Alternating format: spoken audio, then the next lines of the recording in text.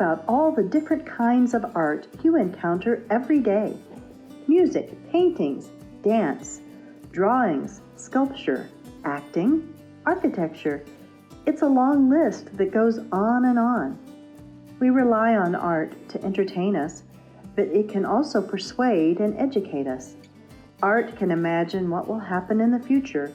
It can show us how things looked long ago, and it can take us to places far away where we can't travel. In the mid-1800s, when Missouri was a brand new state, and everything to the west of here was the wild frontier, back before there was television or radio, when photography was rare and very complicated, people relied on artists to show them the picture of what life was like out here on the Missouri frontier. Travel was much more difficult in the 1800s than it is today. It could be dangerous and uncomfortable to travel long distances in a horse-drawn wagon or on a boat. There were no cars, so families couldn't just take a road trip to see the Rocky Mountains or the Pacific Ocean. In fact, most people didn't journey very far from their homes at all during their lifetimes. Artists such as George Catlin and Thomas Moran gave Americans, especially those who lived in the eastern part of the United States, a way to see the people and places of the American West. One painter who is known for his depictions of life on the Missouri frontier was George Caleb Bingham. George was born in Virginia in 1811, but when he was 9 years old, his family ran into some financial trouble. They gave up their Virginia farm to make a fresh start in Missouri. They moved to a town on the Missouri River called Franklin and opened an inn where travelers could get a meal and spend the night. One of their guests was a traveling painter named Chester Harding. Back then, if someone wanted to have a picture made, they had to hire an artist to come to their home and paint their portrait. That's how Mr. Harding made his living. George watched the painter at work and was inspired to learn how to draw and paint.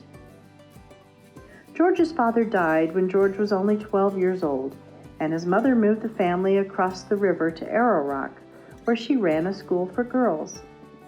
George continued to pursue his painting hobby, but when it was time for him to learn a trade that would support him as an adult, he decided to become a cabinet maker. He worked hard to learn the woodworking skills he would need, but in his spare time, he painted portraits for extra money.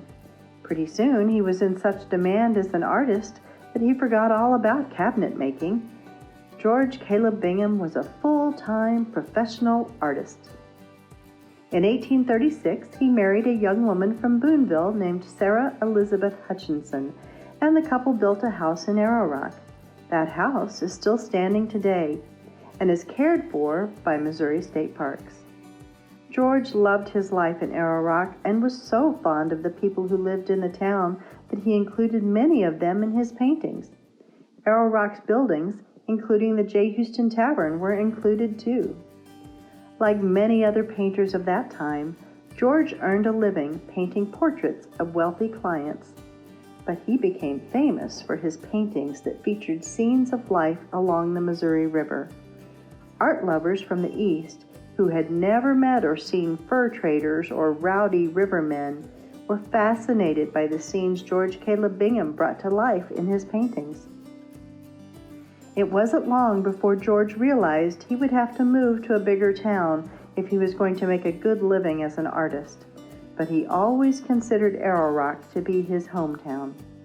Today, George Caleb Bingham's paintings are treasured all over the world. One of his most famous paintings, called Fur Traders Descending the Missouri, is on display in New York's prestigious Metropolitan Museum of Art.